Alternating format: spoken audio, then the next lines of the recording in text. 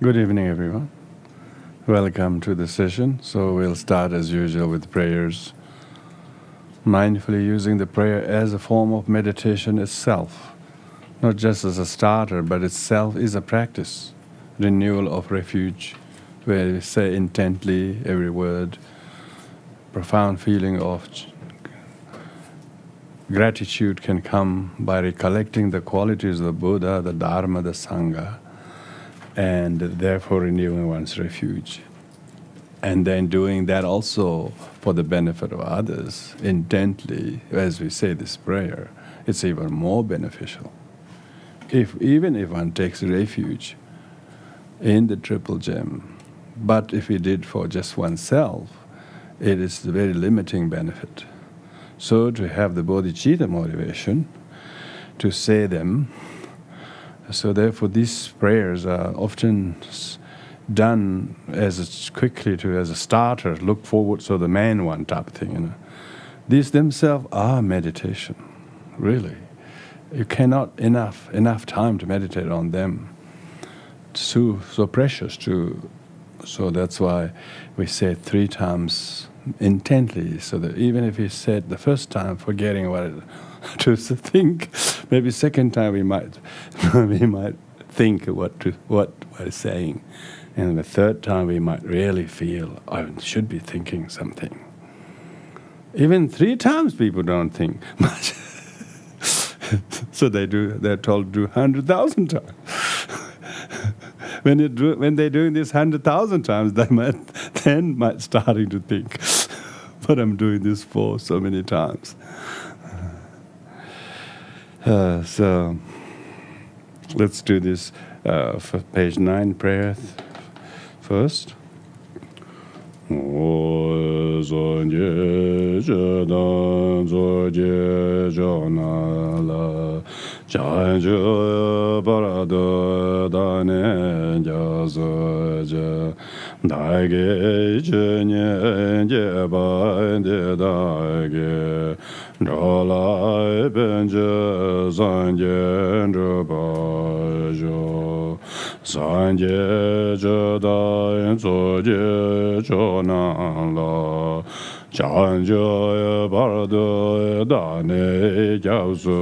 Je dage jenye je bai de dage nala benje sanje drobajo.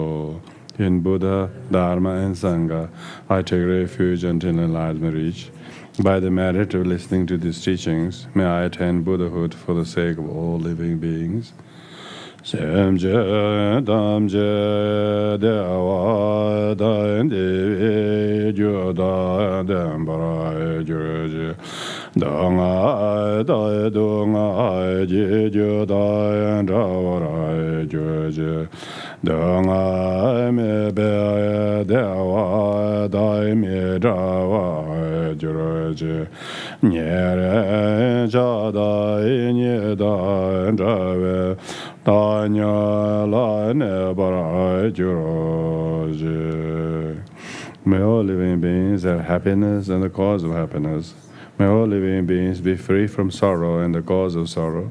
May all living beings not be separated from the bliss that is sorrowless. May all living beings leave attachment and hatred towards near ones afar by living with equanimity. May all living beings have happiness and the cause of happiness, and may all living beings be free from sorrow and the cause of sorrow. May all living beings not be separated from the bliss that is sorrowless. May all living beings live attachment or hatred towards near ones afar by living with equanimity. Back to praise to Manjushri. I pay homage to Guru and O Lord Arya Manjushri. Your intelligence shines forth like the sun, unclouded by the 2 obscurations. You hold the scripture text in your heart, symbolic of the seeing of all things as they are. Those who are caught in the prison of samsara are confused in the darkness of ignorance and are overwhelmed by their suffering. In 60 ways, with your speech, you teach migratory beings to whom you are compassionate as your only child. Your proclamation of Dharma is like a thunder, which awakens beings from the stupor of delusions and frees us from the iron chains of our karma.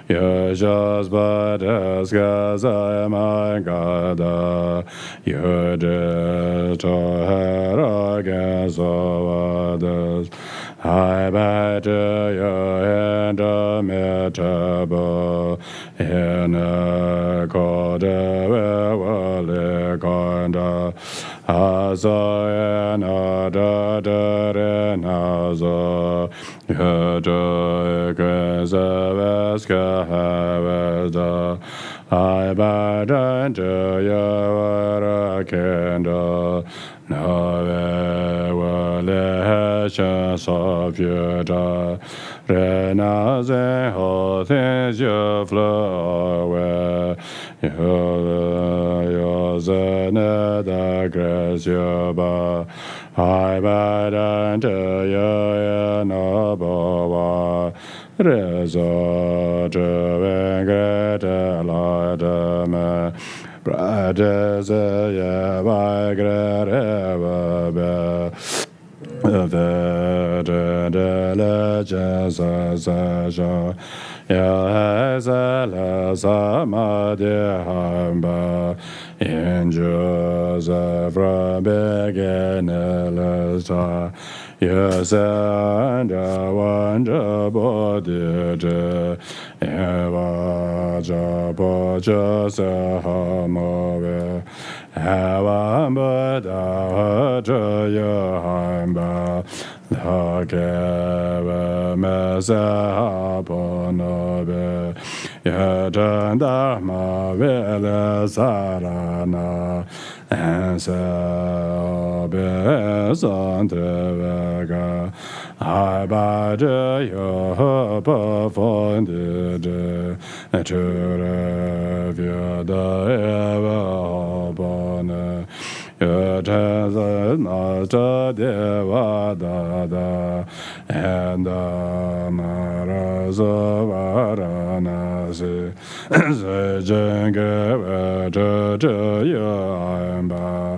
Mera Gazelanda Shavasti Panarava Enadatrira Yanabaya Mezandeva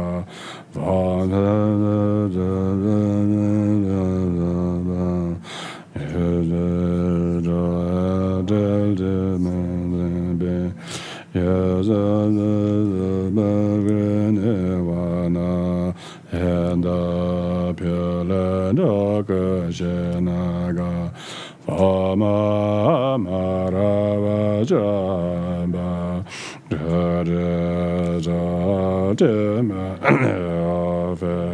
and Beda Damara Yamenera Letter as a Gazubas I bow down by the Merada present day.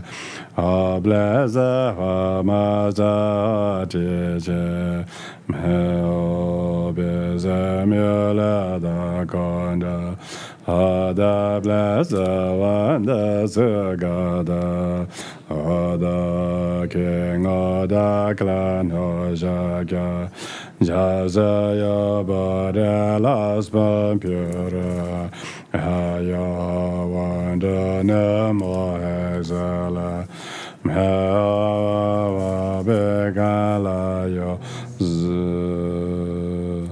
Tadyada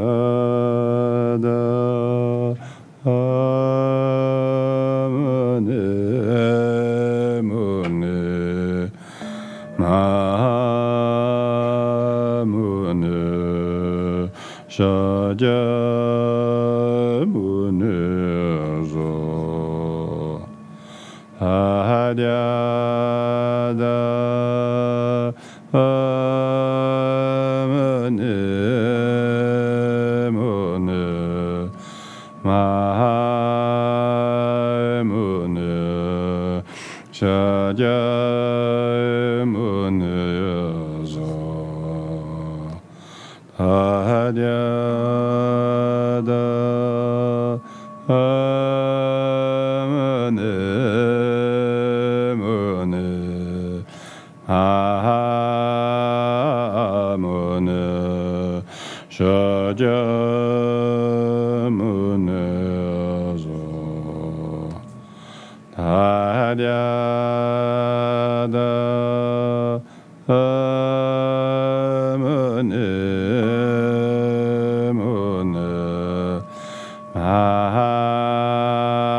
Mahamuna Shajamuna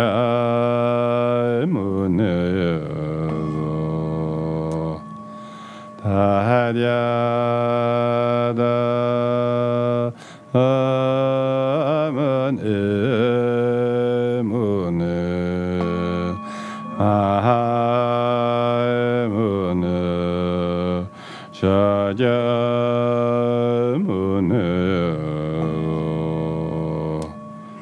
Taharyada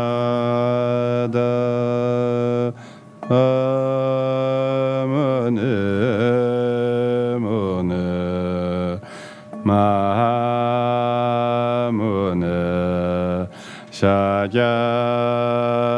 Shajamuna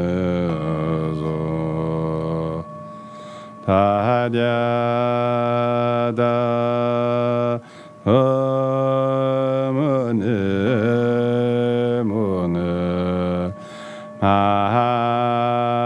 Mahamuna Shajamuna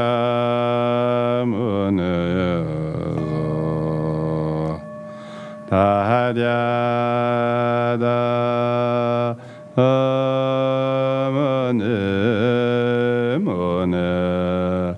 Mahamuna Shajamuna Taharyada Mahamuna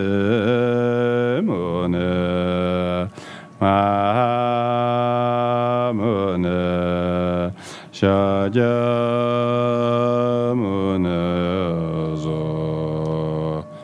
Taharyada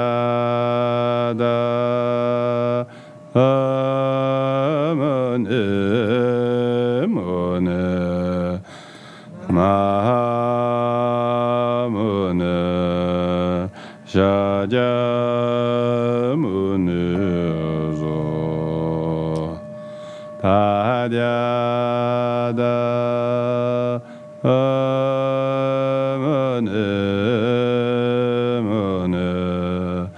Mahamuna Shajamuna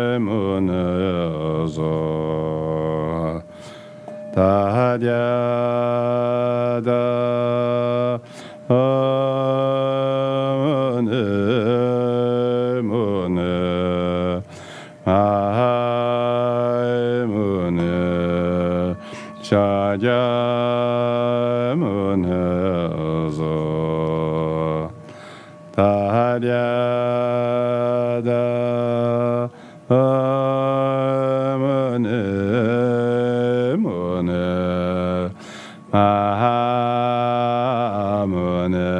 Mahamuna Shajamuna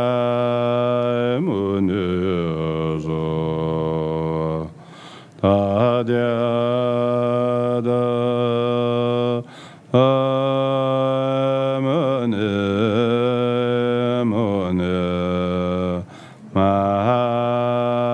Mahamuna Shajamuna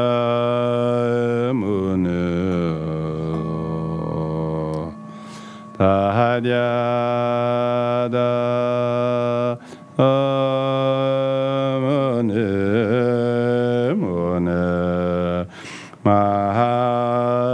Mahamuna Shajamuna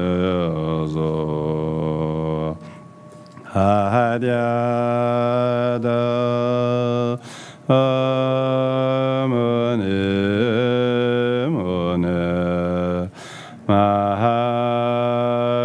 Mahamuna Shajamuna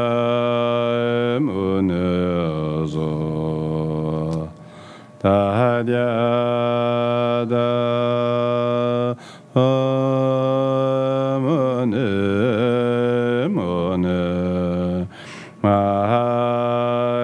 Mahamuna Shajamuna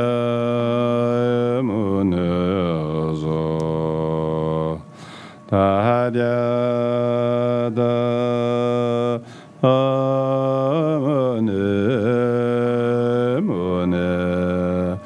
Mahamuna mune shajai mune zo tahadya da mune mune mahai mune shajai mune zo tahadya da mune mune mahamune shajai mune zo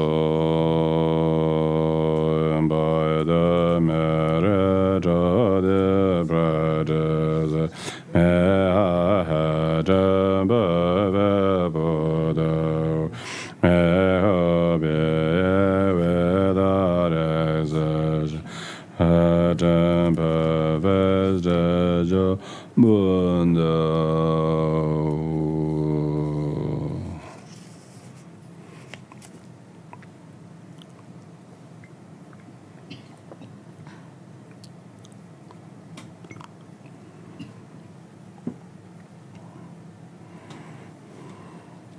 Even Buddha passed away at the age of 81. So these teachings we're reading tonight, part of the third chapter called Interwoven, reminds us here at this verse. He says, the causes of death are many. Those of staying alive are few. These too can become causes of death. Therefore, always perform the practices. This is exactly what Buddha said when Buddha was passing away. To the surprise of all his disciples, they thought he was beyond death, but his passing was actually the final teaching, because people think the beings of his status can escape death. Mortal body is still mortal with everyone, so that's why Buddha said, practice with diligence. And since my passing away is no loss, but teaching still is with you. One of the teachings that he said that we should remember is the impermanence and the inevitability of death. And the time and causes of that are so many, and therefore what it says is we have no certain definite lifespan. Unlike in some other realms, where there are set number of years, set lifespan. But here in the earth, all the humans who enjoy some of the best of all the facilities, however, do not have a definite lifespan, because causes of death are so many. And you can't say you are strong or young. Even young die before they're able to walk or even crawl. Some die before being born. Miscarriages. Yeah, we heard that. From number of friends, you can see. They were expecting a child but didn't survive. Causes of death is conception itself. Conceived but not born. Cannot even be born, you can die. We are among the lucky who have not been born but also gone through, adolescence and youth and so on, and maybe enjoying prime of our lifespan, maybe in early 50s and so on, some in 30s, some in 40s. Many have not made even 20s. So there's no real guarantee. The causes of death are many. And if you look at among ourselves, there are many of those people who we knew are less and less. Fewer and fewer of them are with us. So there's those staying alive are few.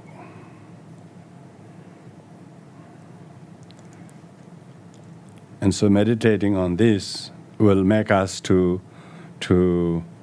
make plan to die rather than plan to live long. When we think of dying, we start living actually. That's what it is. And then we start really living. Then we try to do good before it's too late.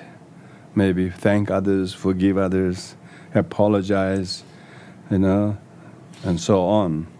Therefore, always perform the practices before dying, if one is alive. Often when people are alive, they are not doing what is good, and so their own life itself is not lived skillfully, almost like similar to death.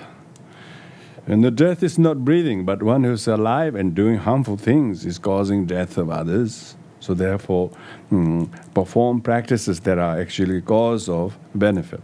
So meditating on death is very powerful, because it says even arrogance are slowly learn to become humble. Greedy becomes learn to start giving, and angry person also stops the anger and starting to think what to do before dying. And so therefore thinking of death is a very useful meditation, and then one start actually doing many good, and one doesn't plan for time one doesn't hoard for things, time that one will have time to use them for. And actually very practical by meditating on death. Hence Nagarjuna exhort his friend king, that the causes of death are many. And so therefore one should perform the practices.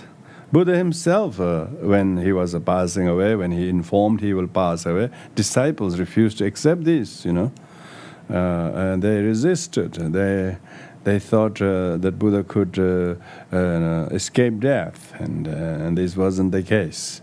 Buddha himself passed away, pretending as he was poisoned from food. So some people blame the last food he was served, as the cause of his death. Often people find something, even the food become cause of his death. So that's the causes of death are many. And some people go to entertainment and never return. So cause of death became entertainment, and so on, so forth. Particularly those who resort to very dangerous, thrill-seeking activities. They are very much cause of danger.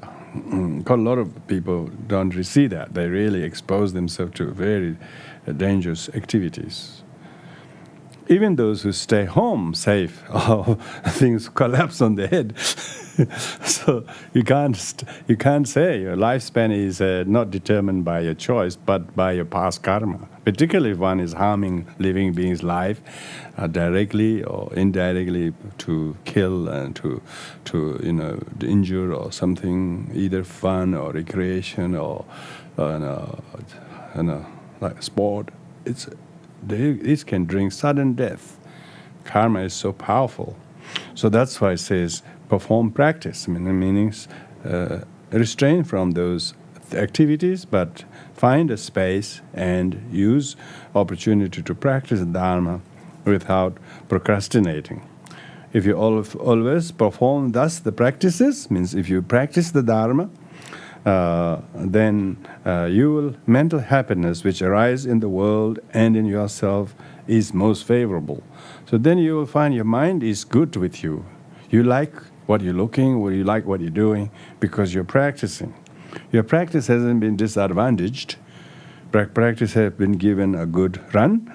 Because of that, your mind is relatively peace with life. Mental happiness arises. Happiness comes from doing positive deeds, and particularly in the name of the Triple Gem. And out of loving kindness and compassion, if one does these things, then you find useful. You find your every situation is favorable because you're going according to the Dharma. If you're not, then your mind will experience exact opposite. Your mind find distress and anger and reactions and discontentment and all these things. All unfavorable things happen. Not because things are unfavorable. Our mind is negatively predisposed. That's why we take refuge, so that we are predisposed safely in good thoughts and and compassionate mind and right views and things like that, then even things are a bit volatile. They do not dent us because we are predisposed with refuge. We are armored with refuge. We are armored with awareness of the futility of samsara and not get disappointed when they to find that out, because samsara is futile and unsatisfactory. It is not disappointing to find what actually it is was said it was. Only when we idealize that something will be so good, then one thought that was non-samsaric. There's no difference what it is. When our desire picks and chooses something instead of another, it too will disappoint us, because it's a desire-created object that lacks the satisfying causes. So that's why it says practice, then your mental happiness will arise. Dharma will deconstitute your mind that is negative and reconstitute into seeing impermanence as impermanent, unsatisfactoriness and unsatisfactoriness. So you can't be disappointed by unsatisfactory things because it was written. It's written there. It's unsatisfactory. In every produce it says it's unsatisfactory for a Buddhist. But you still rejoicingly use them. It doesn't mean that you become so negative and not see the temporal value of things. But when it does go sour, you say, "Oh, I knew that."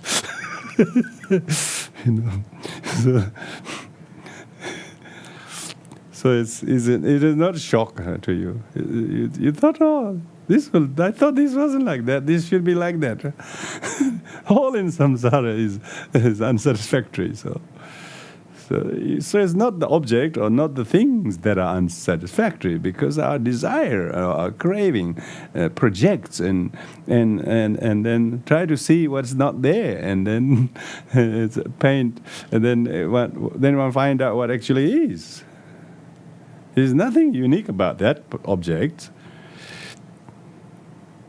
If then your mental happiness will not be robbed by unsatisfactory things. May they have happiness that doesn't turn into suffering. Yeah. If you have refuge, it's like that. You have reasonable happiness through Dharma, and that cannot be derailed by any other disappointing things. That is refuge. Mental happiness. Yeah. You relatively remain favorable. Even things are difficult, you just accept that as a part of it, and then you do not predispose negatively. When you don't predispose negatively, and then it's still okay. To the practitioner, everything is transformable. Nothing is there by itself what it appears as. Mode of appearance and mode of reality. It says perform practices. If you practice, then it will give you a mental constitution that will be able to see things the way it is, not only the way it appears. The way it appears is the deluded people see it as what it appears. They say that you can see it there. They don't realize it's a projection of the deluded mind. So when one is practicing, the mind will be very much well tamed. Through the practices, you will sleep happily and will awaken happily. You see, so if you are practicing your mental attitude, practice doesn't mean necessarily practice. Practice means that you actually pay heed to the teachings in the practices, or then you change your mind and drop the bad thoughts and adopt good thoughts. Even the practices are just a reminder to do that. They themselves are not. But even if you say, I take refuge in Buddha, Dhamma, Sangha millions of times, if one doesn't consciously become refuge and stay safe, mere saying itself is not practice. That's the reading the prescription. You actually need to take the medicine. So that's what it says. Through the practices, if you really took into that, you will sleep happily. You will never have time. You don't sleep well, no matter where. It's not the place where you sleep. It's the attitude with which one needs to be having. So you will sleep happily wherever, whatever hours, and will awaken happily too. Whenever you want to wake, you'll be happy. You say, no, don't wake me up, I'm not ready. You see, this is amazing. And because your inner nature will be without defect, meaning the reason is you're able to unsit your mind from the defilements and afflictions, even your dreams will be happy ones. So this Nagarjuna is amazing. This is Nagarjuna saying, he says, look, if you practice, you'll sleep well. So don't prioritize sleep, prioritize practice. If you practice well, you sleep well, even in trains. Train is moving all the time.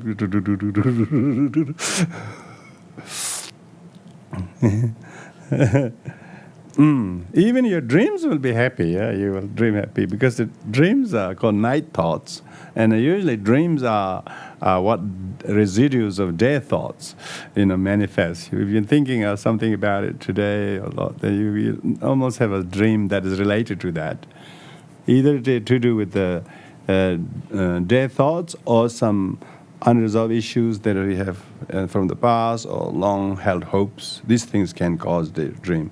So, if you have been very good, positively predisposed, of course you will have positive dreams. And that intent on serving your parents. So now because this chapter is interwoven. It goes this way, it goes that way, and now says, because if you practice well, if you think of death, and if you do these things, then if your parents are still alive, if you're fortunate, many people's parents gone. They don't have time to repay the kindness. Intent on serving your parents, respectful to the principles of your lineage, using your resource well, patient, generous, with kindly speech, without divisiveness, and truthful. Through performing such a discipline for one lifetime, you will become a monarch of gods, whereupon even more so you will be monarch of gods. Therefore, observe such practices. So Nagarjuna is advising the king Gautama Putra, who already is a king. But even if you're king, still it is very good for you to repay the kindness of your parents. So he's talking about, intend to serve your parents by yourself. Sure, others can do, other professional carers too, but still take liberty to spend a couple of hours or whatever to serve your parents. It's really, really, because your parents serve you many, many times. Wash you many, many times. The number of times they serve you, wash you, clean you is almost too many. We could not repay them all this lifetime. We have to tell them, I'll do the rest next life. But this time I'll feed you, I'll serve you, I'll serve you more carefully. If you remember, respectfully. Not out of obligatorily, because one feel bad, one just do it just to feel good. Not like that. But do it, with great respect. Really feel this person is frail and old and really was young and strong and gave all that time when I was helpless, little thing, Now it's exact. Now our role is completely reversed. I'm relatively strong and able, and they are frail and old and really fearful and really lonely and really wish we gave more time and so on. So Nagarjuna this is Dharma. Dharma is really. It's nice to be doing the religious things in front of statues and things like that. It's even nicer to be doing nice things to elderly people who are nicest statues. They are real statues of your flesh. They are statues of your own flesh from which you have come from. They're more. If kindness is offered to them, respect and care is given to them, even Buddha, they say, that's more meritorious than honoring the Buddhas. Really. Even honoring Buddhas probably was the not main purpose. It says that when it says just down here somewhere, it's right here. I read it before. So it says, even 3 times a day to offer 300 cooking pots of food does not match the portion of the merit of one instance of showing love. So being able to practice showing loving kindness to our parents, and to anyone for that matter, is far more precious, far more meritorious than, offering so many thousands of pots of food to somebody. So therefore, showing loving kindness, particularly parents, are in many ways, they are not going to rely upon us so much monetarily. They're usually a little bit well off than kids. Some are not, unfortunately, but most parents are relatively okay. They work hard and they saved, or so they're not really looking for so much monetary help, but just being able to show the love of the children, and who really are heeding to the teachings, and knowing that they got to do it. They listen to the teachings. They're supposed to be adopted commitment to practice loving kindness. Not just imaginarily in your room, you visualize your mom there, or then she's old and she needs, you remember her kindness, and you remember them, and send this kind of lot of lights to her. that's of course training, but if they are there, if similar mother-like figure, doesn't have to be mother or the physical father, it could be someone who is immediately in your life, who you love, but you haven't really quite said how much you love them, or in a level that you can. Maybe it's your son or daughter. It doesn't have to be anybody. Just being able to say that, it says that maybe we're doing too much physically backbreaking things, cooking a lot of food. Let's say hundreds of pots of food. He says, why you have to cook hundreds of pots when you can practice loving kindness? It's actually much more powerful to repair their kindness, to truly practice this. This is really kind of amazing. His Holiness Dalai Lama has been advocating the importance of secular ethics. Really, these are the real things of Dharma. Others are all cultural Dharma or religious Dharma form of it. Pseudo, really. If it's just done for that, it's pseudo, it's artificial. Real Dharma is real humility and tolerance and kindness to people such as our parents, and then we can extend it to others naturally. And naturally, our mind will fathom that wisdom of the teachings. But when one isn't practicing that, then of course one is not thinking of death. And the karma of death, after death, nothing follows but our karma that we didn't purify. So before dying, if we did these things, karma will be purified, and so therefore it will be a lot easier for the spirit or the soul going from here to next life, or even bardo, even death itself will be a lot easier. Lots of people don't die well because they die like they lived. They lived miserably, they feel hurt or angry or negative, and then they're just as hurt and angry and negative when they're dying.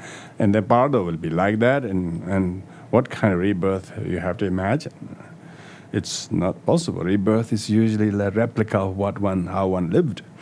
So the practice of the teachings that is advocated here is try to modify how one deals with such as with one's parents. And because everybody's got parents, or everybody got loved ones, step-parents or neighbors or best friend and their mothers. And it doesn't have to be one's own biological mother or father if that's not there, or whatever is not. It could be anybody. Maybe a difficult neighbor or somebody, or somebody that you really have not come around. You're still angry at them. And yet you have to live with them. You still have to have them around or whatever. So then practicing loving kindness to them through, first of course, one has to develop a lot of merit, take a lot of refuge, a lot of prayers, and then it slowly will bless. Though through love you are not liberated, you will attain the 8 good qualities of love. Gods and humans will be friendly, even non-humans will protect you. This is talking about if you practice loving kindness, you may feel, I'm the doing who's loving. I'm the one I'm being very humble and very polite and doing all these things. It looks like you're not straight away rewarded. He says you will be blessed with qualities that in next life that you will, humans will be friendly. They will respect to you. They will be kind to you. Because some people are, you can see some people receive so much love and so much attention, and they're not receiving that just because they are lucky or something. It's because they're born in the right star or something. But that's because they have created such good deeds in the past, and in this they are very meritoriously blessed with such people in their lives. So when we see them, we can see, these people enjoy such kindness, such respect, because they have practiced these in the past, and those qualities will now ripen upon themselves. You will have mental happiness and many physical wellness. Means your mind is very happy, your body is also experience a good health, and whatever it is, physically, mentally, are both in a good order. Because otherwise, if one of them is a little bit difficult, and then the other one suffers. So that's why one needs to the practices that are actually direct cause of harm or help to one's body and mind. Maybe not in this body and mind, but in the next body. That mind stream will be the same, next body. So, of course, Nagarjuna here is, of course, talking to the kind of most people, lay people's mentality. What I'm going to get next life, Because this is an interwoven chapter, it doesn't talk about altruistically only. It just talks about, you will be blessed with next life. Next life you will be born with good health and a good mind and people who will love you and respect you. And even if it says in 10 years' time everything will change, we will accept a little bit easier. We don't have to worry about next life. But at least in 10 years' time everything is going to change if we start doing this. It probably will. Karma is so powerful. Karma is so powerful. When you start practicing kindness towards somebody, everything will start changing. Amazing. There's no unhappiness, there's no fear, there's no anger, because when you start to practice good, these things are overcome by these very practices. Then it doesn't project, or then it doesn't see the aggression coming from outside, because we haven't been predisposing ourselves in that way. It's amazing, the relationship between thought and perception and experiences, be that joy or sadness or worries or hope, all seems to be interdependently originated, particularly in the ways we can change our mind. Poison and weapons will not harm you. See that you will not be vulnerable to be harmed or killed by weapons or addicted to poisons. Because of your karmic predisposition, having practiced love and compassion, you will not be predisposed or you will not. Even if you were previously, acquainted with situations of some addictive things, once you acquire Dharma, it will liberate you completely from vulnerability to use those anymore. And then one knows the real poisonous of them, and then one has a good mental fitness to not even resort to them. Will not harm you, says. You will, because they don't harm you if you don't take them, If knife doesn't jump at us because we got a knife there, or the drug doesn't jump into throat because they are drug, people have to go to those dark streets and buy them. They don't come into the main street in Sydney, I'm told. They only sometimes maybe they do, but most of the time they don't seem to be even sold in some streets. They usually are sold in some in the dark alleys and narrow places, poorly lit corners. so they will not harm you because you don't go in those streets. They would not come in your hand. Those people who don't use it, they don't even know where the damn thing exists. Those who deal with it, they know exactly where they are, because they have been influenced by others, and so that's it. They will not harm you because you might be neighbor to it, but still you don't know where it is. when you have that refuge, when you have the refuge, when you have a refuge, it is no. Without such striving, you will attain your aims and be reborn in the world of the Brahma, meaning you don't have to try very hard to get things right if you create the causes and conditions right from now. Some people try so hard, but still doesn't happen because the kind of unripened karmas of the past are still waiting ahead in the queue, so to speak. So your recently created positive karma is just behind that long queue, so you have to wait a little bit. so unless your recent karma is so powerful to quash the negative karmas, which you can, which practitioners do when they face crises and difficulties, they don't react and overreact to make it worse. They just accept them as their own karma. That's when you have refuge. Do that. You don't suffer when you experience difficulties. You see them as blessings, transform them as a purificatory of your own karma. You have such mental aptitude to think like that. That's when you have refuge. She says demons and gods and others will not harm you. Because meaning that you are armored. You're armored by refuge. They say the refuge when you have refuge, even difficult things does not make you fall you, but you will grow strong from it. Yeah. A lot of people's amazing sort of growth come from when they are facing rock bottom of hardships. And when they have teachings, then that teaches them how to resolve that in a skillful way, not to make it escalate. You see? So that one's mind has amazing sense of constitution and refuges. Practice of Dharma. He says you have to practice before death because death is near, he says. If you think of death, then it will make you practice. And when you practice, then that it will predispose your mind to do that. If you cause sentient beings to generate altruistic aspiration to enlightenment and make it firm, meaning if you talk about the importance of bodhicitta and altruism, in a very, very just in a simple way, you can talk about the thinking of others is amazing thing, type of thing, Don't have to say it's bodhicitta or Mahayana Buddhism or anything like that. Think of your friend is really good. That will help both of you, type of thing. But if you think for yourself, it doesn't get you very far.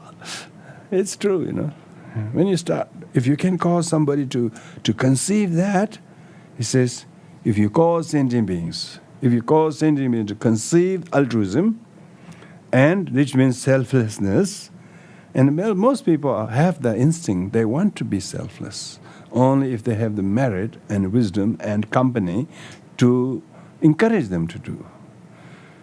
Because most people will straight away choose to do if they have the environment in which is encouraged and inspired and talked and because if there's no encouragement, there's no environment, that's why even though they have Buddha nature, they just still it doesn't get sown. So that's why it's good to good to tailor a little bit of the understanding of bodhicitta, not in a formal sense necessarily, but informally, try to slowly help it, Even in one's own technical, one's professional lives, it's really good to try to bring some aspects of this gentleness in situations. You will always attain an altruist aspiration to enlightenment, firm like a monarch of mountains, meaning you are always blessed if you teach others, show others the benefit of selflessness and putting others before oneself. If you do that, then you will be naturally born with the right set of circumstances. I'm sure we have. If we must have done something in the past to have the merit to predispose to the teachings and identify the virtue of refuge and altruism and so on. So we must not think this some kind of new, but these are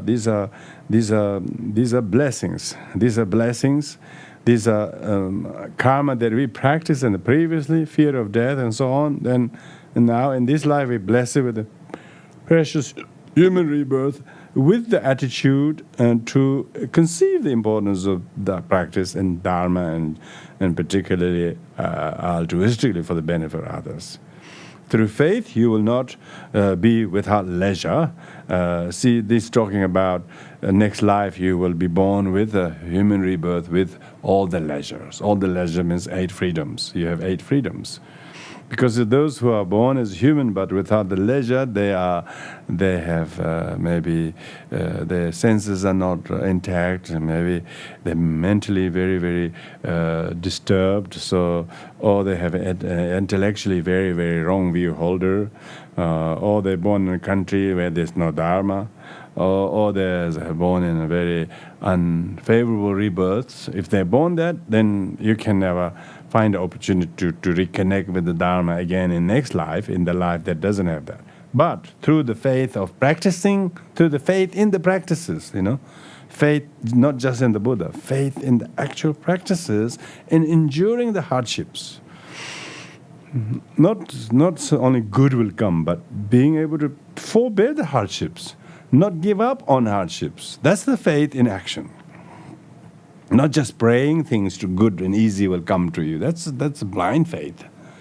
And it would be good if all those things come, but they only tend to happen if one has all the right causes and conditions. Not blind faith doesn't cause that. And that's why Buddha said, look, don't just believe me. I don't wash your negative karma by holy water, or I don't physically remove anybody's negative deeds or thoughts, and I simply show them the way, and if they knew what to do and take up that themselves. So that being the case, we can't have a faith in someone else rescuing us, and never said that. Teaching never said. This Buddha is the only refuge, as a doctor is. But the doctor can never make you get well unless you, ourselves as a patient, really take on the prescription with great care and follow the dietary instructions, avoid this and that, and take the very many pills and so on, then only we get well. So that's right. So you get well only by following the prescription, not just merely holding on to the doctor's feet and then think that he'll kick you and you get well. Some people do that, faith healings. They go to the holy masters, near, and they say, "Please hit me." Some of them, there's a lot of in Southeast Asia. They don't just want to have a touch. They say, "Hit harder on me."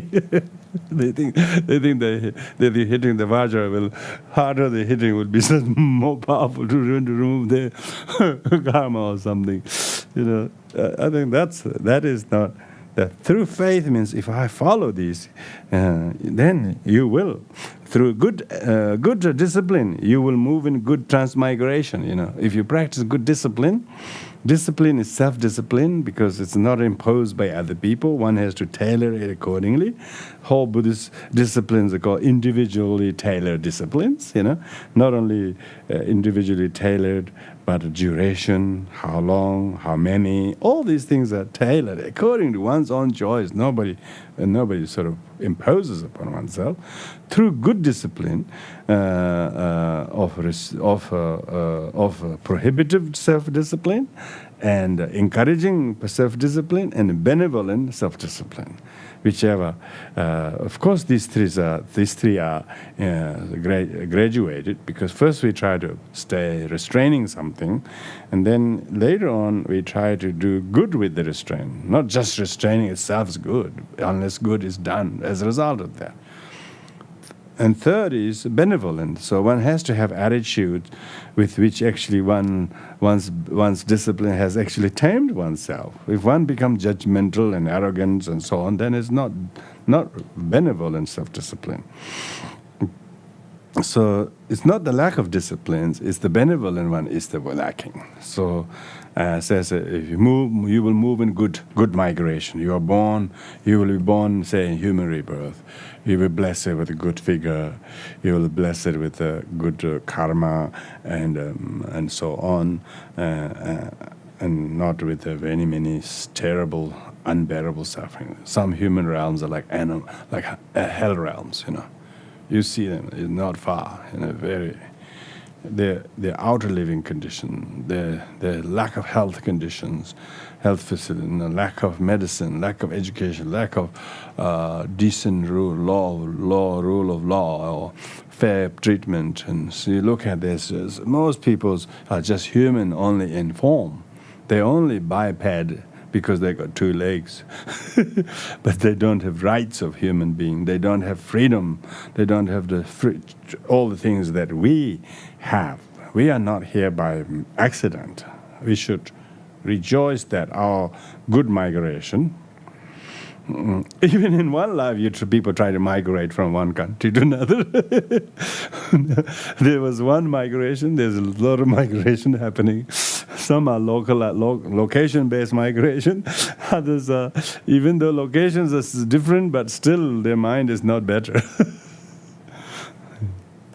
So we're talking about, this is very good migration. Australia is amazing, just dream place. Most people dream of. They say, where do you come from? Australia. They feel, you lucky fella. They nearly say that. They actually know that, You wouldn't believe how many people are willing to pay $50,000 over $1,000 if you can just bring them into the country.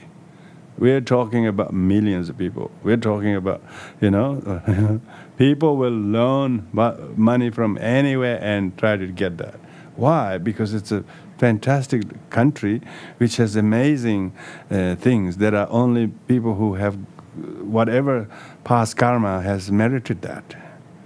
Others just on the couple of 100 miles you sail, it's in Indonesia. It's completely opposite. Completely opposite. So it's not just region, just by. So we must not just think we need good migration. We already are in good migration. So we need to rejoice that and have faith. These are results of past karma, and not therefore lament on certain difficulties our share of life has. Not over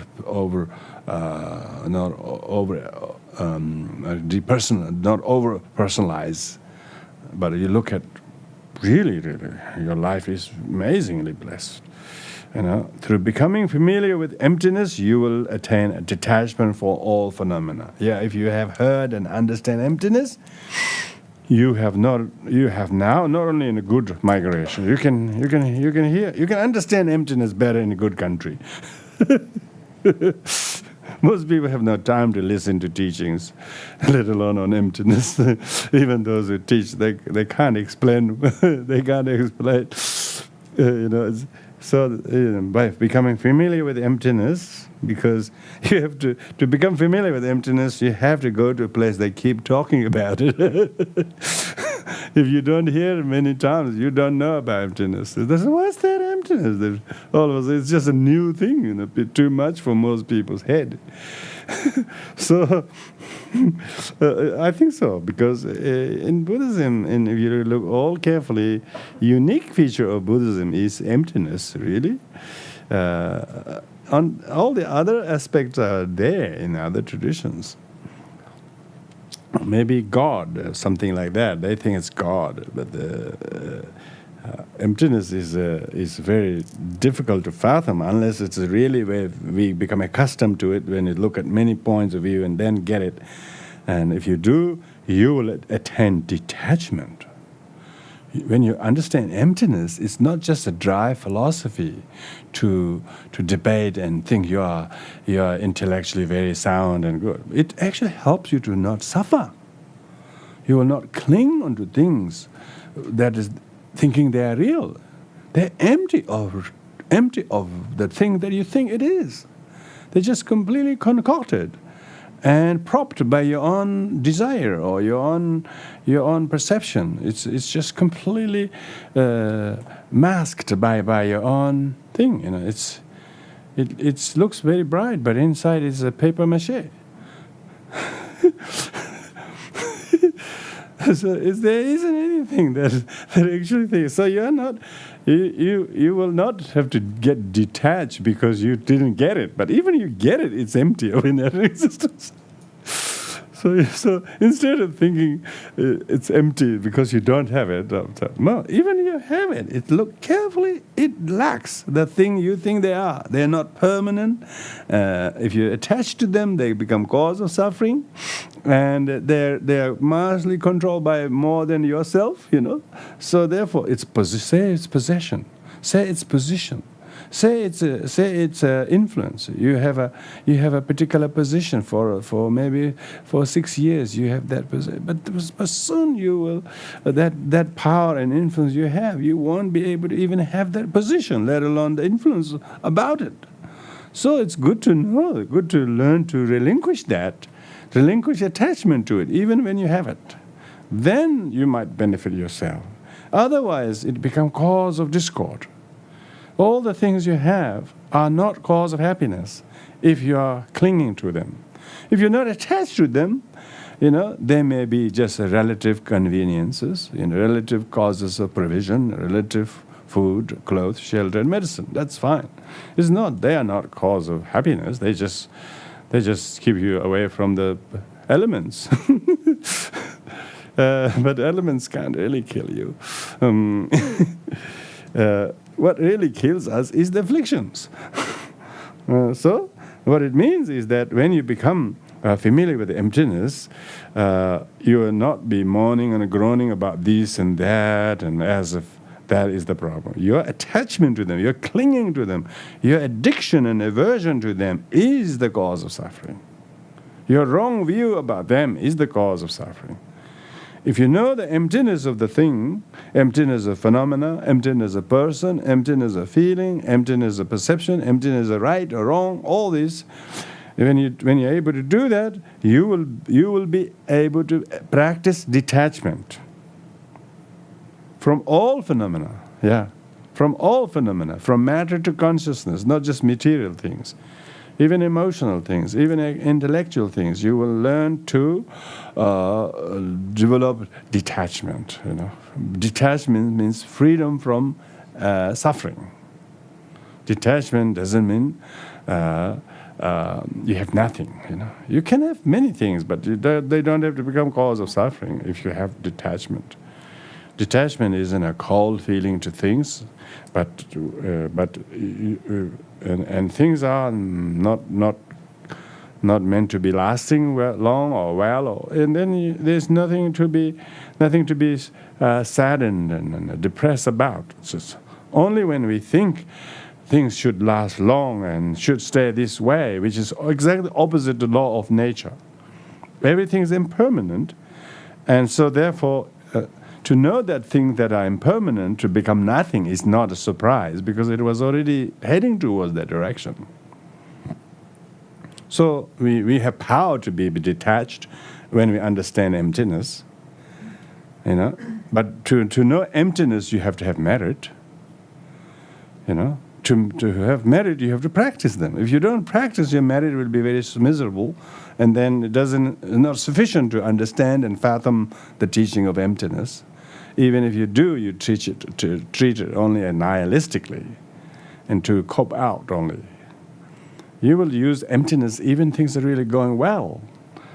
Even things are really going well, and you don't have to develop any detachment. Even when things are going very well, you starting to get detached from it, you know. And when it's really going to disappear, then of course you're more than ready. You already preempted that, you know. So you'll be looking forward to that. Even death doesn't cause you fear or anxiety, shock. It doesn't, because it's only shock to those who are underprepared and unfamiliar with the law of impermanence and law of emptiness. One who is familiar with emptiness doesn't have to practice detachment. You don't get attached to nothing, do you? If you're attached to nothing, you don't have to practice detachment. When the thing itself is nothing, what do you have to detach from?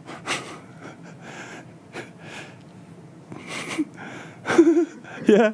Sometimes actually every time I'm at work I'm in my office and I've got my own office, and I just suddenly look around at everything and just go, what am I doing? This is all nothing.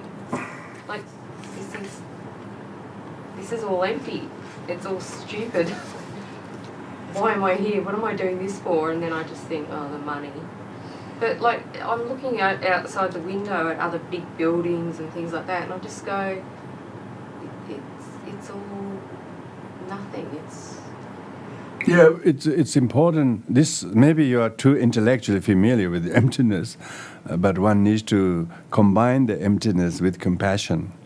If you don't have compassion aspect of it, we can be quite nihilistic, thinking, oh, these are nothing. But these are not nothing, but these are still there for what they are.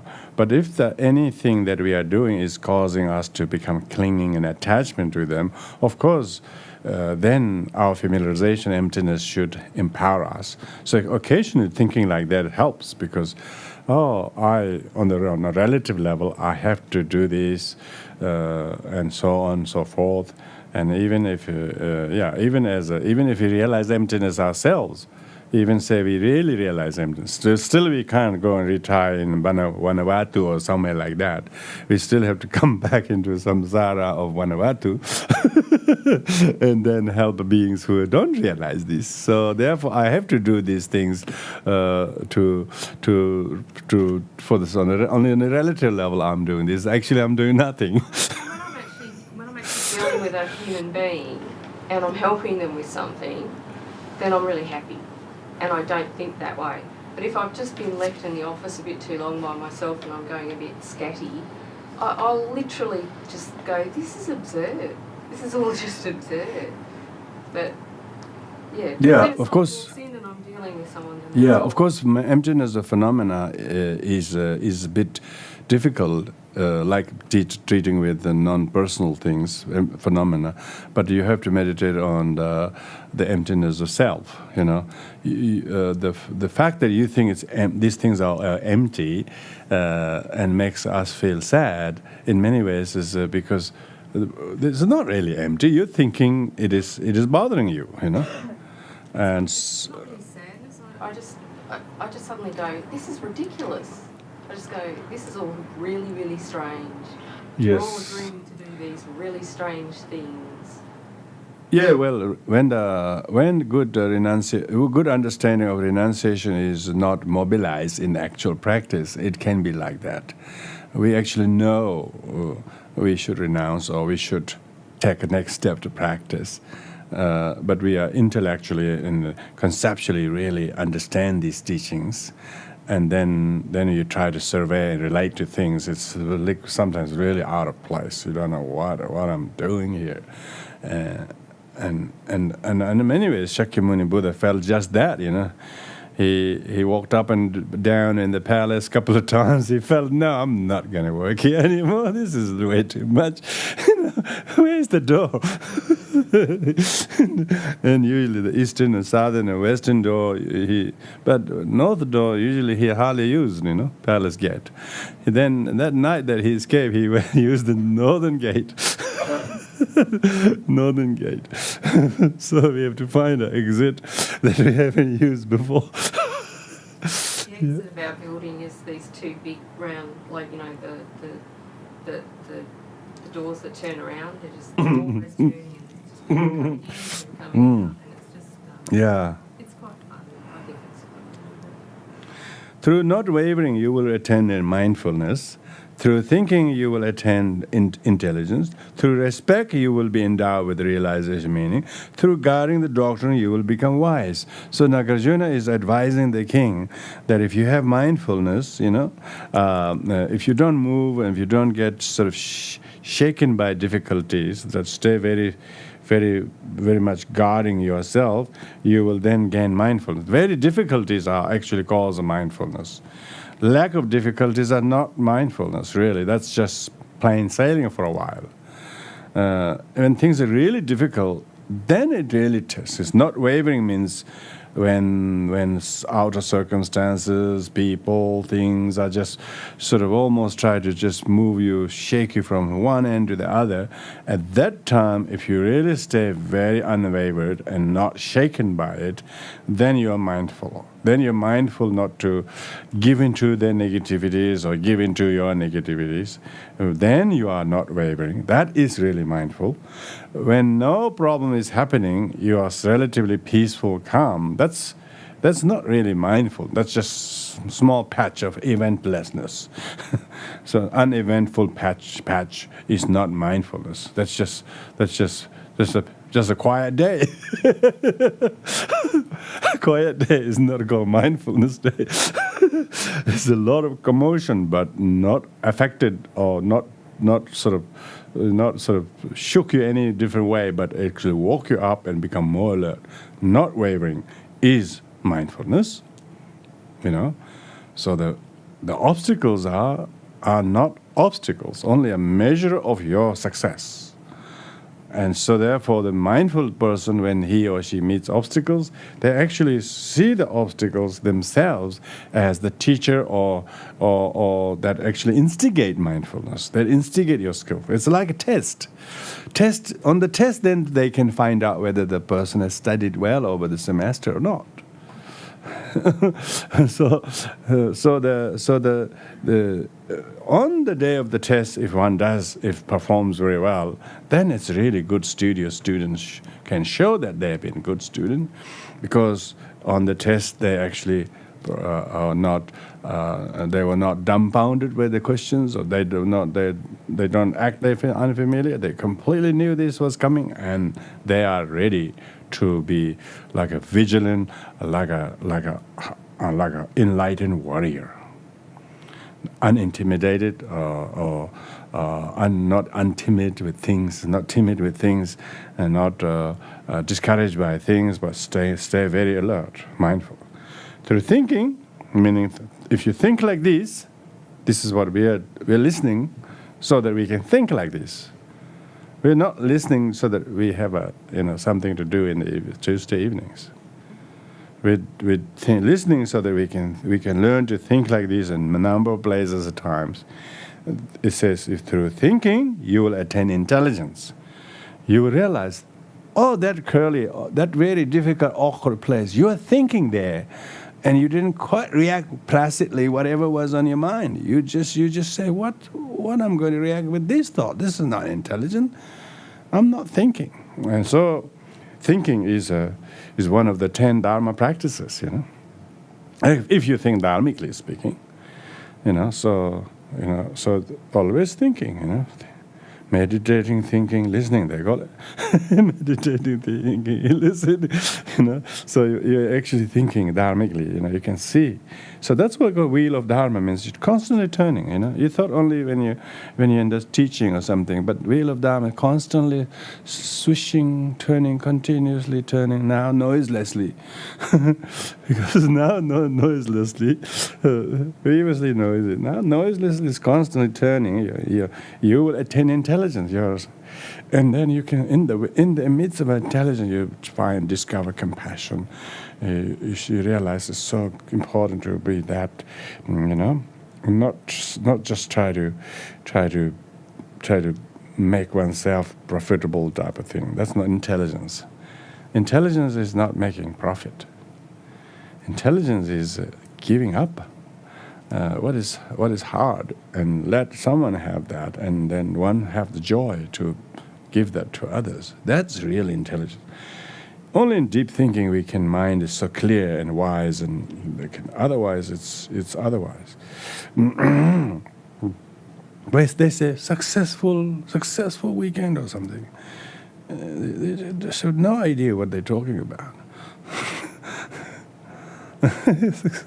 They only measure by people or number or whatever. They don't realize to help one sentient being is very successful. One sentient being to the Dharma is that's more important than any other things. This Khyentse Ape Rinpoche said, when we went to see him in 2000, I think. Our pilgrimage group we saw, and of course his college, his academy in Kathmandu is designed for Westerners and so on, and built particularly. And one of our students asked him, "Oh, Your Eminence, you built such a big institution, but not so many people attending these courses." Year after year, what do you think? Is it success? What do you think? He says, if one person walks towards Dharma and that came from my effort, I will be very happy with that, he says. So it's not about how many people come and how many people, that and so on. Some places are very successful materially, but spiritually defunct, empty. There's no actual practice of Dharma happening. The focus is all about that. So we too must look at what it really is. Realize, when you think, you will have intelligence. To respect, you will be endowed with realization, meaning. Because if you respect to your parents, that's what he was suggesting. If you show your respect and care and serve your parents while you are around and while they are still around, and make more time for them while one can, then he says, by showing respect to others, you will be blessed with the mindset in the next time to realize the meaning of emptiness. Then you realize emptiness. You have a mental capacity to understand emptiness. You don't think it's above over my head. You think it's a bit too idealistic. You don't think it's really some kind of Indian thought, that sort of thing, or Asian thought or something like that. You really see the point. You will become wise, he says. Through guarding the doctrine, you will become wise. Yeah, in the past life, if we, if we have assisted Dharma to propagate, to be taught, to be studied, then you will be blessed with a birth that you're wise. You're naturally inclined to be wise. That's what people are born with certain gifts. Whether they did music or language or whatever. Some are born naturally gifted, we call it Tibetan Gyaltsab Je, Gyaltsab Je. Gyaltsab means the wisdom derived from his past life, And Gyaltsab Je means wisdom derived from studying this life, Some people, of course, study many things this life, and then they put a lot of disciplined study, whatever subject is, even conventional subject, they have put a lot of effort in. They only know that well because they put so many years on that study. But some other areas, they didn't do any study, but they're naturally inclined, predisposed towards that. Somehow that you have an amazing bending towards the Dharma and its teaching. It seems so sane and so logical and so natural, and you naturally feel love that teachings, and you naturally feel it's agreeable to you, and it's so wise to tune that. That's because you previously, in the past life, you practice propagating, supporting, helping Dharma. We're not talking about role of teacher necessarily. We're talking about no teacher can ever teach God Dharma by himself. It is many people's, so many people's behind the scene work that empowers, enables that. So any role that we do, this is our community. Our objectives is to support the propagation of Dharma, and because we do this together, there's a huge amount of merit. If one person found Dharma, it's because there's Sangha, If there's no Sangha, people don't know where to turn to Dharma. So that's why it's talking about the individual karma linked with the collective karma of the Sangha, not as a personality thing, but the purpose and objectives of that Sangha and that committee and that community, what they continue to do, have been doing and still doing, and what it is, how people are meeting Dharma. It just inspires us, and then we recognize that as the very aims and objectives of that. When you see that, that is, so being able to be part of it, whatever role we can play, nobody can play every role, nobody can do as much as somebody, everybody has their own abilities and freedoms and so on. So we should all chip in, so to speak. Then makes the Dharma possible, guarding the doctrine, it does. Guarding the doctrine means it's study, it's practice, it's knowledge, it's support, and it's maintenance. All of that is guarding the doctrine. You will become wise through making the hearing and the giving of doctrine. So this is talking about the merit, because king in those days often became the great benefactor of making teachings possible. Through making the hearing and the giving of the doctrine be unobstructed, you will company with Buddhas and will quickly attain your wishes. So meaning that one who is able to devote their time to make the teachings being heard, teaching being propagated or disseminated, and then your karma will have the good karma to accompany the Buddha, and have the company of good people and Sangha and wonderful Sangha kind of mutual respect. The relation that is harnessed together by Dharma is ever good. Anything else is quite complicated. So that's why company of the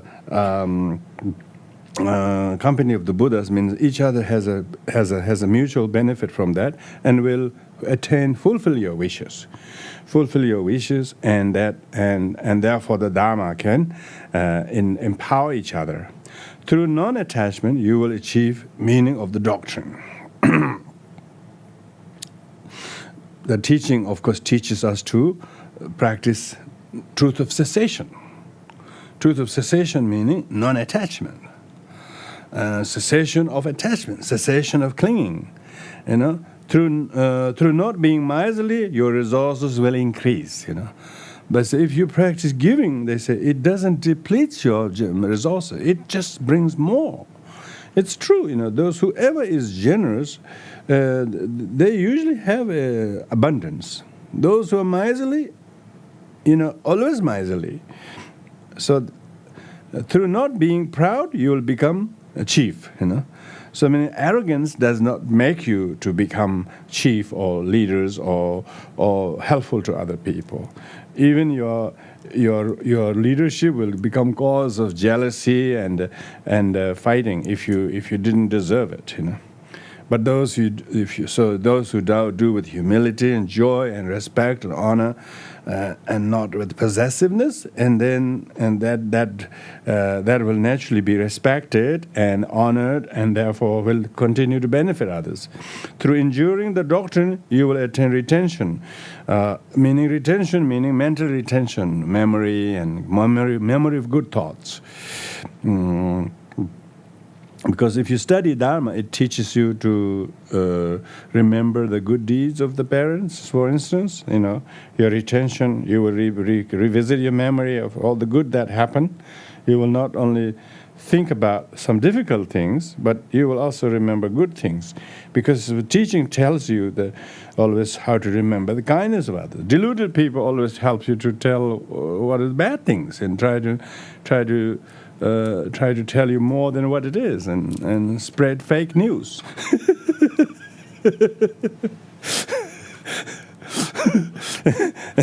and so then your mind will only think of that.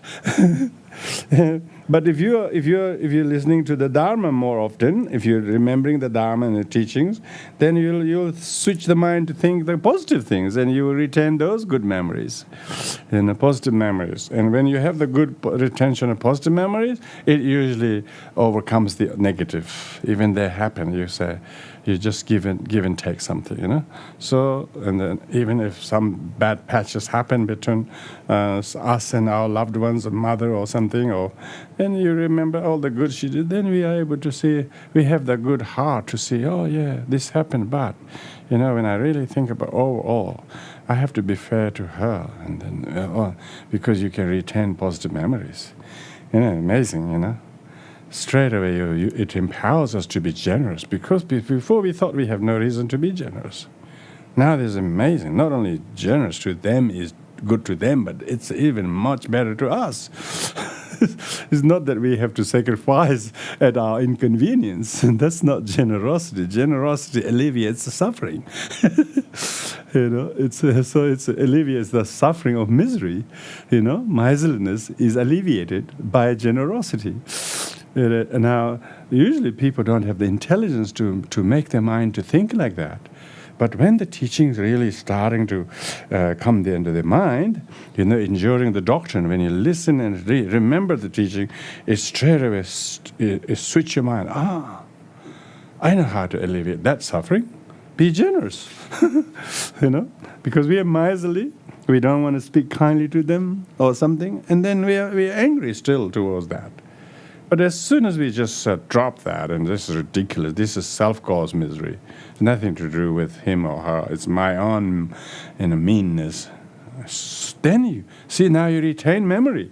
What the teaching said to do, we actually drop the negativities and replace that with positive. When you do that, you know how to practice attitudinal shift. Your attitude has been shifted. Previously it was rigid and stuck. You know how to unstuck it now. Dharma empowers us, you see. Dharma is practice to unstuck. Usually other things make us stuck. And when you don't hear the Dharma, when we don't listen and read enough, we don't know how to unstuck. And so, once you read and listen and thought, then it will play back in your mind. This is what the teaching said. Because you heard many, you remember. You're thinking dharmically. An amazing thing about that is then you will burst of lost memory. All of a sudden you remember all of their kindness, all of their goodness. And then you just say, I am awfully sorry, that this hasn't been disallowed until now due to my stupidity, due to my lack of knowledge of Dharma and so on. And then you can see the reformation. You can see the refuge. This is the refuge. Refuge means you're safe. Not refuge means you are doing it. You're changing the awkwardness into spaciousness, tightness into spaciousness, and rigidness into softness, tightness into softness, and so on. And so the Dharma actually makes us spacious through giving the 5 essentials. The 5 essentials in the old days was food, like molasses, ghee, honey, sesame seed, oil, salt. Through giving the 5 essential, as well as non-fright to the frightened. So meaning if you give the 5 essential, like food to somebody, if you feed somebody food, even though they're nobody, they give them food who needs food, like whoever that it is. By the merit of feeding food to the hungry, and as well as protecting someone who's frightened. This is talking about giving fearlessness. People who are fearful, sad, worried, anxious, lost, confused, lonely, depressed, and if you can give them a little bit of room, advice, non-fright to the frightened, non-fright to the frightened. People who do little advice on Lifeline, I'm told, they say, so beneficial. They haven't got really much advice to give, but as soon as they're talking to those who are fearful, and you got really nice ideas all of a sudden. and when you realize you can do that, all of a sudden it's just your own difficult situations that just seem so much naturally disappears. Good deeds just exhaust negative karma. So it's good to feel needed. There's always what we can do. Some things. It's that. So, as well as non-fright to the frightened. And someone who's angry to you, someone who upset with you, you try to allay their fears in your prayers, in your things. And that's what it is. Those who are friendly to you, you don't have to make more friendly. It becomes a little bit more gooey, maybe. so non-fright to the frightened, fearlessness to the fearful, angry to the non-angry things to the angry one. If you do that, you will not be harmed by any demons. If you do these things, you will not be harmed by other demons. Even by demons, they will not possess you. Even tigers wouldn't bite you. And will become the best of the mighty, You will be immaculate leader or king who will benefit many people. Through offering series of lamps at monuments and through offering lamps in dark places, as well as the oil for them, you will attain divine eye. So that's lots of people offer lamps. With the prayer. There's a special prayer to do that when you offer lamps. You not only light lamps, you offer lamps. So many people are lost in the darkness, not knowing which way is safe, which way is dark. They're just so stuck in the darkness of selfishness or blame or guilt or anger. So therefore you offer lamps, like when we offer a prayer to Manjushri, please dispel the darkness. And so that's what we should do. And it says in one of the sutras, even when you switch on the light, or you should always say, may there be light. Not just light of the light, but light of the, dispel the ignorance, So then, every time you switch on light, you're mindful, You're mindful, let there be light.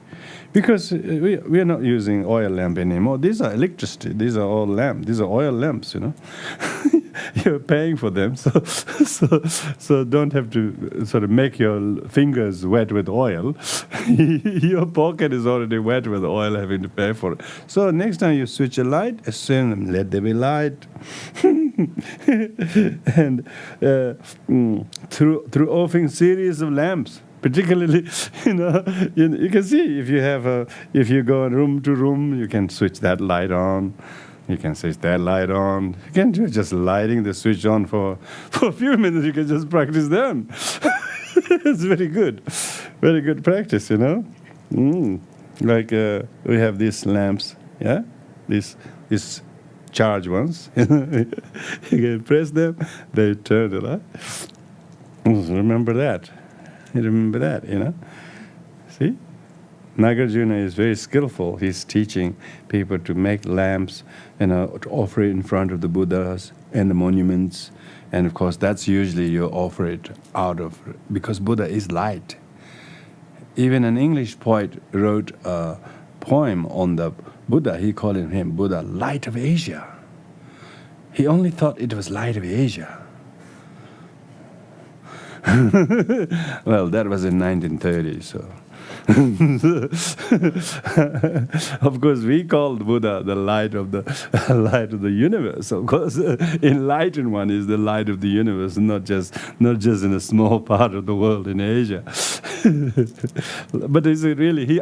But he got it. He got it. Really, he got it. He thought that was a man born in Asia worth remembering. And every time you think about him, think of light. That's what he's talking about. Okay, so it doesn't mean it's only in Asia he's a light, but he's the one from that actually brought light to the world, and that's actually true. Offering lamps in every culture, they light lamps. Where people got killed in a terrorist attack, they light lamps. You know. But do people know what they're talking about? You know, I'm sure they instinctively they know. You know, may there be some understanding. May the soul of the deceased not got lost in fear and anxiety, and have some way that shows light so that they can move to another better place than in agony and violence, and so on. Which most people die when they die in tragedy. It is dark after dark. Karma to be killed in violence is very dark. It is no ordinary accident. No one dies in such things by accident. It looks like accident, looks like unfortunate, but they themselves have karma created in the past, similar to that them by themselves. May their karma be exhausted by that suffering, and may they find light. If with that in mind we do that, then of course, he says, you will attain divine eye. Yeah, when you're born next life, you will, in this life even, you will find the wisdom. Divine eye means the eye that can see the emptiness of things, eye that sees the impermanence of things, and not shocked, not disappointed by things, and also, yeah, your wise eye that you can see things. You see them for what they are. You don't see them what they appear as, what they're conjured by ordinary deluded mind. You don't see them anymore like that, because you're blessed with, So he's talking about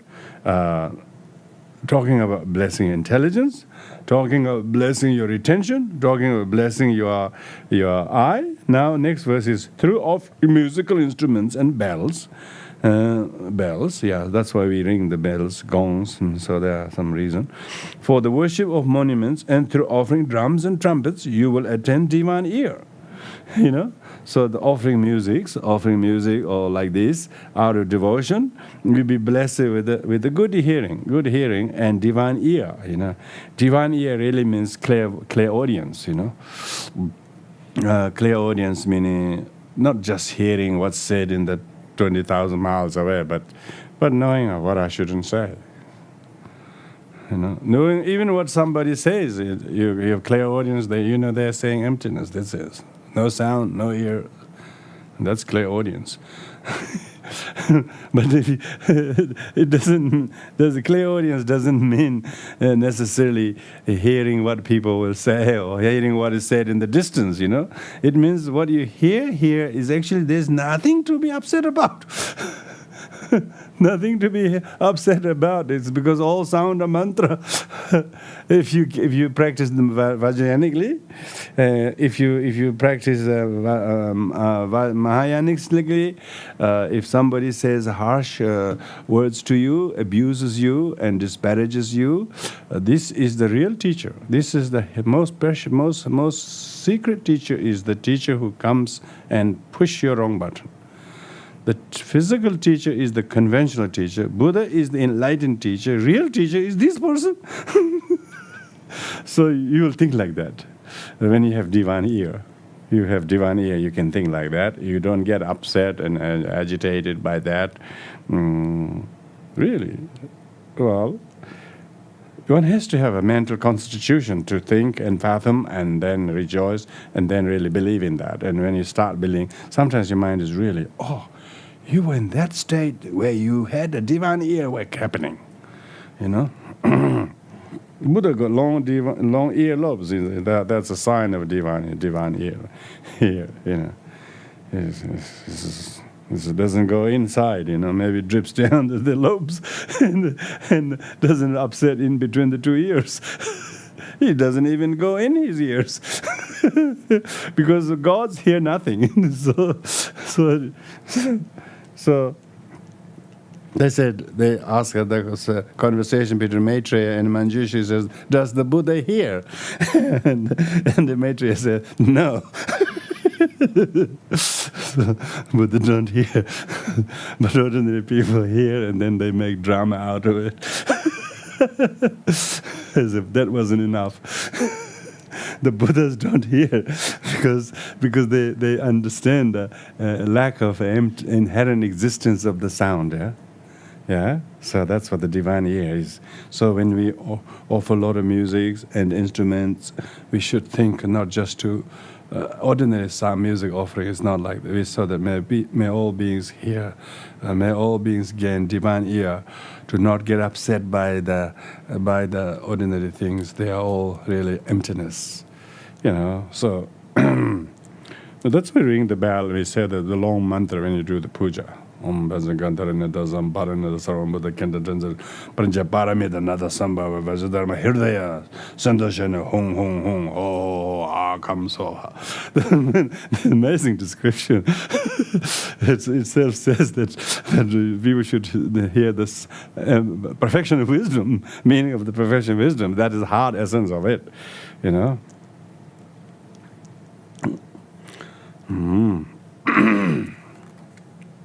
I will finish this rest of the verses I read it, so that we will finish this chapter tonight. Through not mentioning others' mistakes and not talking others' defective limbs, meaning others' mistakes, but protecting their minds, instead of highlighting their mistakes and so on, even if people talk, we don't add salt to that. We don't talk about. By protecting the minds, deliberately, you will attain knowledge of others' mind, meaning you can read others' people's mind. And a lot of course, people do, because if I say this, he will get upset. Therefore, basically, you know the consequences if you say this.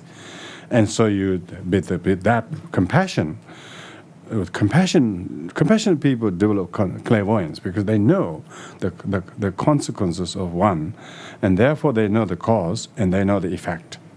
Ordinary people, they don't know the consequences. They are unconscious of the consequences. So they unconsciously do unconscious things. But bodhisattvas consciously know, and therefore they know the consequences of what. If I say this, there will be consequences. And so knowing the consequences, that knowing people's mind means people are going to be upset because they don't have the divine ear just yet. There are only 4 pairs of the divine ear ordered and hasn't come yet. They're not the one the first order. So they don't know that. So you will know exactly how to protect their feelings. See, compassionate person has to be patient. Have to be. It's not a question of who's right and who's wrong. That's the least purpose of it. Don't get into that. through giving shoes and conveyances, through serving the feeble, and through providing teachers with transport, you will attain skill to create magical emanations. Huh? through acting for the doctrine, remembering books of doctrine and their meanings, and through stainless giving of the doctrine, you will attain memory of your continuum of lives. Some people remember past lives. Like His Holiness Dalai Lama said, he can remember many, many past lives when he was young, because the mind is so like that. Through knowing thoroughly, correctly, and truly that all phenomena lack inherent existence, because you've heard this a few times, you will attain sixth clairvoyance. That's mental clairvoyance. Sixth clairvoyance is mental clairvoyance. You know your own mind. And it's clear and empty. There's nothing there. So what's the story? You will act as it is nothing. The excellent extinction of all contamination. Yeah, your mind is staying that very cognitive mind of mindfulness of mind. Through meditatively cultivating the wisdom of reality, which is the same for all phenomena, is moistened with compassion. For the sake of all liberating all sentient beings, you will become a conqueror endowed with supreme aspects. And through multitudes of pure wishes, meaning all the good wish, your Buddha land will be purified. Through offering gems to the kings of subdue, you will emit infinite light. And therefore, knowing the concordance of actions and their effects, always help beings in fact. Just that will help yourself. So the Nagarjuna concludes with this verse to the king, and that how to really practice mindfulness through the six sense doors, yeah, and then how it directly relates to blessing one's sense out. Firstly, the most active sense organ is eyes, so he mentioned that eye first. Second is ear, because eye can see furthest. Ear can hear earshot, which is maybe some meters, but never can hear as far as eye can see. So he talked the eye first, ears, and then other senses, and last the mind and heart. So with that we conclude this third chapter, the chapter of the on the interwoven. It's called interwoven because it interweaves between the wisdom of emptiness as well as the meritorious practice of like say offering lamps and so on, and so talking from because he's dealing with the king who could be very, very attuned on some level. Another line, they do a lot of ritual things like that, but he doesn't want to sort of dismiss them as rituals, because also we shouldn't also think that rituals. Those whose mind has to develop, they need to learn to do those ritual things, hands-on things. It's karmically very purificatory. And some people might intellectually know the things and they don't want to do the ritual things. So he doesn't dismiss ritual as something lower. He says, kings, if you do these things, if you offer lamps, you actually will get divine eyes. If you offer the music, you will get divine ears, and so on. So it's not to dismiss the level where people have to operate their own lives. Because in some precepts it says you shouldn't play any music or things like that. But it wouldn't go very well with the king, So he's there addressing to the needs of the king and whose situations of life, and encourages him to honor the monuments of the Buddha, and so support the doctrine's propagation, and so on. How they will be, he always talks about benefit it will give him in next life. So in the later part of this chapter, he interweaves about the merit that he'll gain in next life, because a lot of people are interested in next life, particularly Buddhist. They're really interested in what I'll get in next life. They wouldn't mind suffering a little bit in this life. They're encouraged to, but in next life they have a little bit something to look forward to, Because majority of sort of, I would say that that average, majority average, who would be in that, most people say, oh, may he be born somewhere happy. If you hear somebody dead, could you pray that he be born somewhere nice? Oh gosh, wish we could, if he hasn't done his own bit, can I really help him? Usually, even when the people doing things, they always try to do some things. They say in the Tibetan community, they say, Sakadawa is the sacred month. You should not eat meat this month. Gosh, you eat meat so 11 months, that's not enough. At least give up meat eating this month, Don't you afraid of next life? They say, oh, really? They say, oh, I have to eat the very unpalatable food this month for the sake of having a very palatable life next life. Very interesting, very strange motivation. But some may only operate on that level. Fortunately or unfortunately, that's the level they operate, because they don't understand. They really believe in a better rebirth, and the enlightenment, all that is beyond their comprehension. So hence, Nagarjuna weaves these topics from high-sounding emptiness and talking about the 12 great distinctive major marks of the Buddha and what they came from, and from one moment, and all the women he's talking about, that you yourself will be born, and so on and so forth. Anyway, so that's really, that's the chapter we will finish off with, and so we'll conclude here with the dedication of merits.